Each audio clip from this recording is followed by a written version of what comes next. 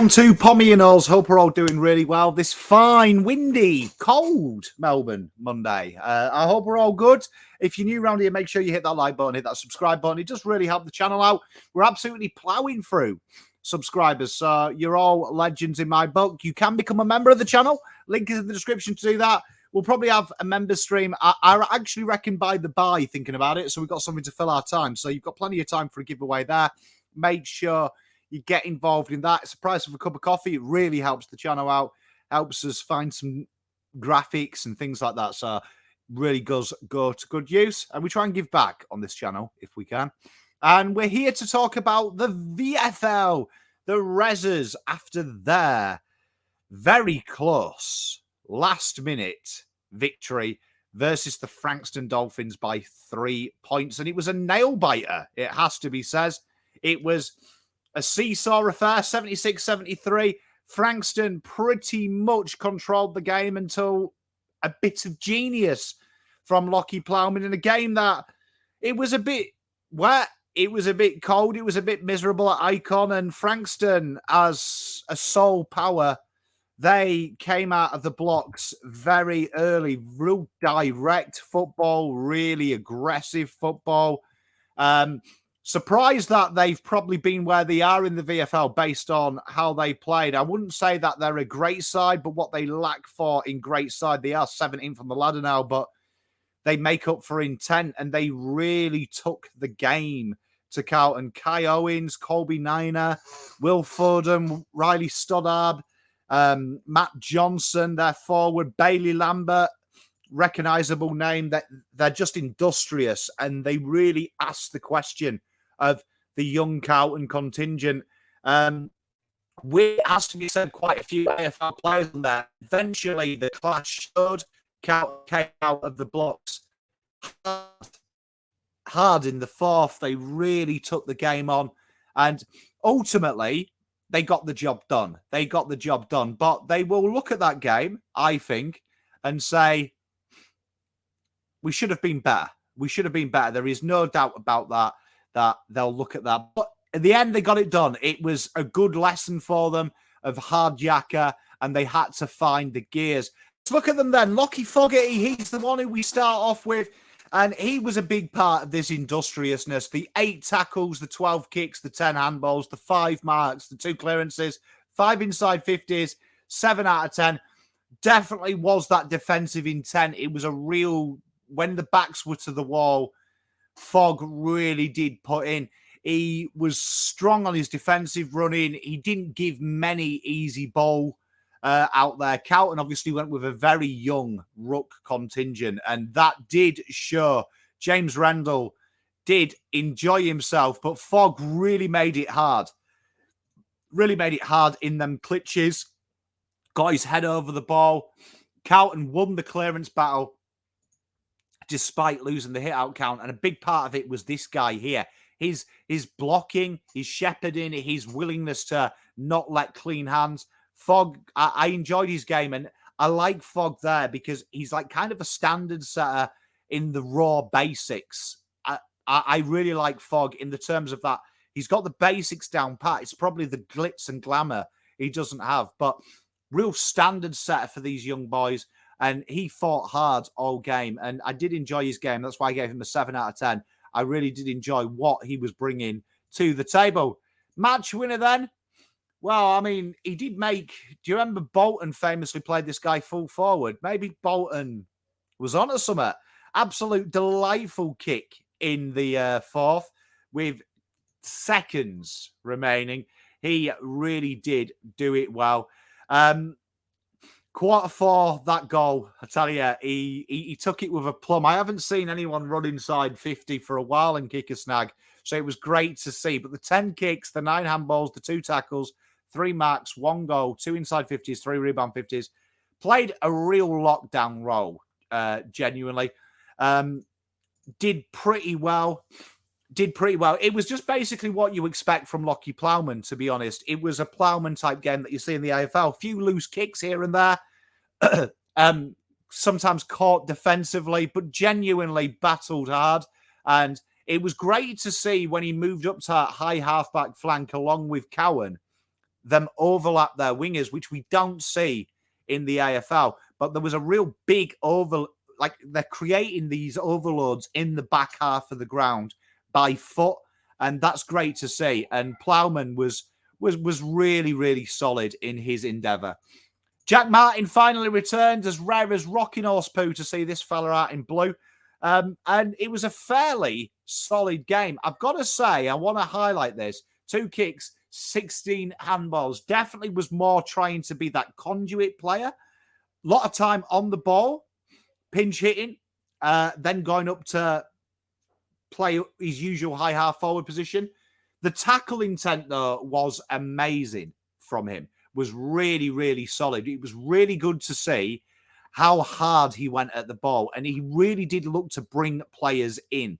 And this was really interesting when I watched Jack Martin. His defensive intent was really good, particularly his tackling. In quarter 2, they were massive. They were massive. They really went up a gear and started taking it to Carlton, particularly in the physicality sense of the word. They didn't kick a lot of goals, but after the first, Carlton were behind. Jack Martin really stood up in that second quarter when the game was starting to slide away. It had a real feel about the game was going to get away from them because Frankston controlled that quarter of footy fairly well. Carlton kicked 4 goals for. We limited them to just the 4 behinds, but they were the better side, even though the scoreboard came back. And Martin was a big part of that because they tried to get the control. He was the one who stopped them wrestling momentum back after that 6-goal quarter they had in the first. I was really impressed with him in that second quarter. Kind of lost the legs a little bit, but there were some nice moments towards the end of the game. Probably needs another VFL game, to be honest, just to really prove that fitness to me. But he was pretty good, to be fair. 6 out of 10.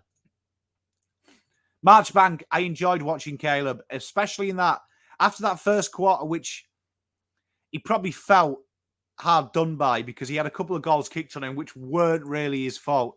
He attacks the ball hard. His ball use was pretty good as well. Particularly in that second, he took some really nice grabs where he ran straight out as well. Took his own intercept work. Showed his class, definitely for me. Real strong defensively, but not scared to take that corridor kick on, which a few of them were at times. Marchbank, you saw he was a class above this field. A class above this field. Up next, Lockie Cowan, high half back. I really enjoyed his game, and this was the Lockie Cowan that I fell in love with pre-draft, to be honest. He was looking to take the game on. You saw that turn of pace he's got. You saw how strong he was defensively as well. In that first quarter, he's definitely one of the guys that holds his hand up and says that he maybe had a bit of a bad one. But in that second, he was supreme, really not scared to take the game on. Some big spoils in that, some big plays. 8 out of 10. This kid can play footy, and that is something that Carlton have to look at. For me, I would prefer we stuck this guy at high halfback instead of, say, a Nick Newman or someone like that. I think that is a good way moving forward when he comes back into the seniors. Big boot on him as well. When he clears his lines, that wing kick hits halfway, not 35, 40. Like, do you know what I mean? He's got that in him. So that also helps out should Carlton be in the cosh. But a real solid game from him. And again, another player that looked for that overlap to really load up that left-hand side. Cunners, great to see him back. Some nice touches of class from Cunners. You can see he wasn't quite fully fit. Like, you could see it. But, do you know what I mean? 7 score involvements. Everything Carlton did, this guy was a part of. 8 kicks, 13 handballs, 3 tackles. Defensively, he wasn't shabby, which I think people forget that about Cunners' game. We talk about the class and the excitement of him. Everyone always forgets that he is actually quite solid defensively as well. 7 clearances. This is definitely the X factor you want in the pinch hit in the middle. They've tried Fisher. You know Dow's not going to keep getting opportunities. We just know that's the nature of the beast, which, whether I agree with or not, it's not me making the decision, champs, is it? Do you know what I mean? But Cunners is definitely that answer. Get him fit, because you could see he was blowing towards the end, but His ability to link up attacking-wise, phenomenal. And the defensive craft really impressed me. Real mature performance, it has to be said. There was a lot of maturity in this performance, which was pleasing to the eye. Harry Lemmy, this was probably his best game for Cowan, and he only kicked the one goal. But I really enjoyed how he stuck to the ruck task at hand. He was battling, and they were really under the cosh in the ruck, because you've got to remember, these boys only 6 months ago were doing this with children. They're now doing it with men, and they put in a shift. Do you know what I mean? And that really excites me, to be honest, when I reviewed this game, that James Rendell is a real pain in the butt, to be honest. Do you know what I mean? He's 21 years old. Do you know what I mean? He does play a big size as well. He's a bit of a bully. And I like Lemmy. I loved his leads. They're still getting used to them leads, because like we discussed a couple of weeks ago, they're peculiar leads, but he understands the game. And I love the way that he does the rotation, that he'll come out, come back, and then come back out and really cause the key defender havoc. He creates a lot of space for players in behind. It's a real unforgiving role. And I really enjoyed his game. 7 out of 10. Easily the best on the ground, and probably should be a walk-up start. The most improved player I've seen come through the draft for a long time at Carlton Football Club. 29 kicks, 6 handballs, 9 marks, 4 clearances. They threw him on the ball. 9 inside 50s, 7 rebound 50s. 9 out of 10. A real meters gained football. And I've seen a few posts about kicking efficiency, which is neither here or there. He's probably going around the mid-50s at the moment, which isn't crash hot. However, the AFL's definition of effective kicks is one of the more ridiculous ones, because a lot of players in the wing position that have higher than that genuinely go for safe kicks. What I love about Binns is every kick is in a hot zone. It's in an aggressive zone. It's the dangerous kick. You can see his natural instinct is to get going. What I really enjoy, though, is his hard running defensively, which is a massive improvement. His ability to work both arcs really hard and really have an understanding to take an edge off his attacking game, but make himself available. And he works so hard. You look in the back half. That first quarter, Carlton are under the cosh. Look at how hard he's working to create space, get himself into space to give his defense a rest. And the ability to overlap his high half forwards is exceptional. I'm a big fan. 9 out of 10. Well done, Big Jackson.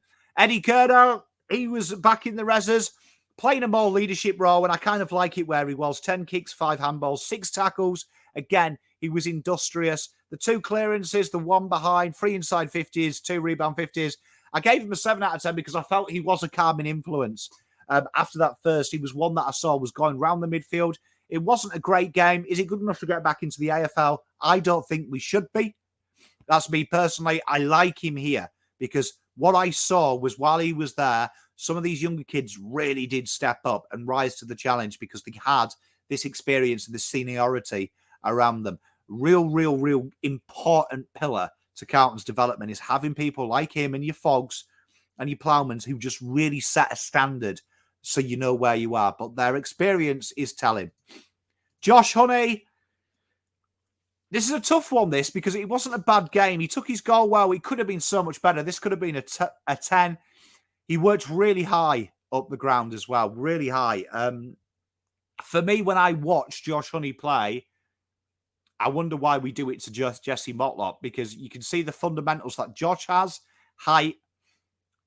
You can see why they do it in VFL. It doesn't make sense why they do it in Motlop. But as a conduit, as a link man, very, very solid. Some decent kicks inside 50 as well. A couple of them were actually really dangerous and probably unlucky not to give you more. But outside of that, it was a solid game from Josh. I still want to see more. At this stage of his development, I want to see him tear up like Benny Crocker. I want to see him tear it up. And you can see the difference in class levels with Benny Crocker versus Josh Honey, who also has a penchant for sliding up the high half forward line. Hudson O'Keefe, purely in the ruck, very good ruck work. He negated and he thought his way through it. Came into the game a bit later as well. Started to battle hard, and that's a good thing. He wasn't disenchanted when Frankston really got the monopoly early. Some decent tackles there as well. Wasn't scared to get the ball inside. Found the ball okay, because we're used to Murkoff, who finds it about 5 times. I enjoyed Hudson's game. It was a good part of his development. I do like the fact that they hung them out to dry a little bit here. And Hudson battled away hard. I would like to see Hudson do a bit more work around the ground. And it's weird because at juniors he was, to an extent, a bit more proactive. I can see that he's focused on his ruckcraft, but that's a real important element now of being able to come back, hang back, and find an auxiliary role. And what that auxiliary role with, it's going to be interesting. I wouldn't mind seeing trialing him behind the back. I think he's actually fairly okay with the grabs. He had the one mark, but it was uncontested. They kind of don't look for him, and he kind of gets away from the trouble. I'd love to see him plant him just in front of your centre-half back for a couple of games, see how it goes, really develop that part of his game. And that's something that I do with Murkoff as well. Someone that big is a problem. And finally, Big Dom A. Free kick, 6 handballs, 1 tackle, 2 marks, 2 rebound 50s, 5 out of 10. I felt like Dom, this was a game here. I know it was wet, but this was a game that when the ball was on the deck so much and spilled, this is where he could come to shine. I want to see him take the game on more. And it feels like he's playing within himself, because I know what this boy's capable of. I know that there's another layer to go, and it feels like he's holding back. And I really want Dom to take the game on, because I'll tell you what, when that ball hits the deck, he can make something happen. Whether it's forward or back, he's got the pace, he's got the cojones, he's got the ability. So it's something that's a wait and see for me of what Dom is. Are they going to keep playing him down back? Are they going to give him a forward role? It's an interesting one. But Dom, 5 out of 10. Okay. Need to see more there. That's the VFL wrap, though, ladies and gentlemen. See you tonight on the Monday show. Look after yourself. Stay safe. Hope you're all doing well.